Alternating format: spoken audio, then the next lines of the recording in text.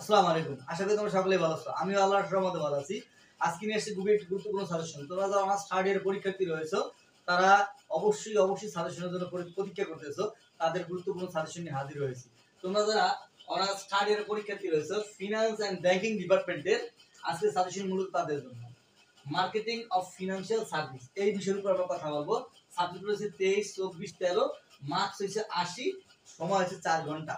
এই 4 ঘন্টার একটা পরীক্ষায় তুমি কিভাবে পাস করতে পারো, ন্যূনতম পাস করতে পারো, কয়টি অধ্যায় পড়লে, 4টি অধ্যায় পড়লে পাস করবা, সেই বিষয় নিয়ে আলোচনা করব। কোন 4টি অধ্যায় পড়লে তোমরা পাস করবা।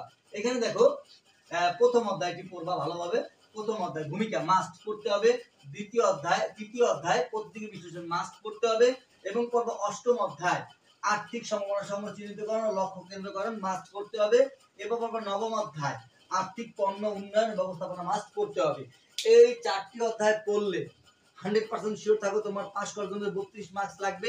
তো অবশ্যই কমন পেয়ে যাবে। তোমরা এই ভিডিওটি, এই সাজেশনটি সম্পূর্ণ দেখার জন্য আমার চ্যানেল এবং পেজে ঘুরে আসো। খুদা হাফেজ।